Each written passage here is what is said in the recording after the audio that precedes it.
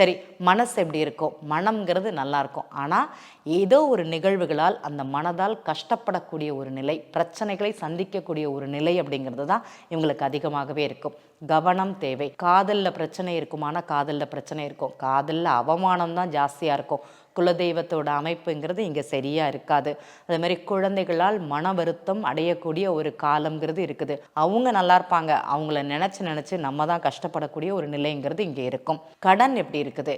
கடன் நண்பர்கள் மூலமாக அமையக்கூடியது, இல்லைன்னா கணவன் மனைவிக்குள்ள பிரச்சனை அப்படிங்கிறது இருக்கும். இந்த இடத்துக்கு போய் நான் இதை செஞ்சு மாட்டிக்கிட்டேன், பேசாமல் இருந்திருக்கலாம்னு சொல்லுவாங்க பார்த்தீங்களா, இது சிம்ம லக்னக்காரங்களுக்கு தான். இவங்களுக்கு சந்தர்ப்ப சூழ்நிலையினால் கடன் அப்படிங்கிறது அமையும் அப்படிங்கிறது தெரிஞ்சுக்கணும். பொதுவாகவே இந்த சிம்ம லக்னத்திற்கு மிக சிறந்த பரிகாரம் அப்படின்னு பார்த்தீங்கன்னா பாலா திரிபுர சுந்தரி, பாலா திரிபுர சுந்தரி அம்மன் வழிபாடுங்கிறது நல்லாயிருக்கும்.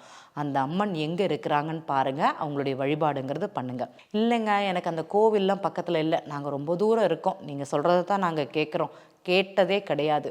வீட்டில் ஸ்ரீ சக்கரத்தோட ஃபோட்டோ வச்சு தெய்வ வழிபாடுங்கிறது பண்ணலாம். சுவாமிக்கு ஒரு பொட்டு வச்சு ஒரு பூ வச்சு டெய்லி வணங்கி கொண்டு வருவதுங்கிறது சிம்ம லக்னத்திற்கு உகந்ததாக இருக்கும். இல்லை அப்படின்னா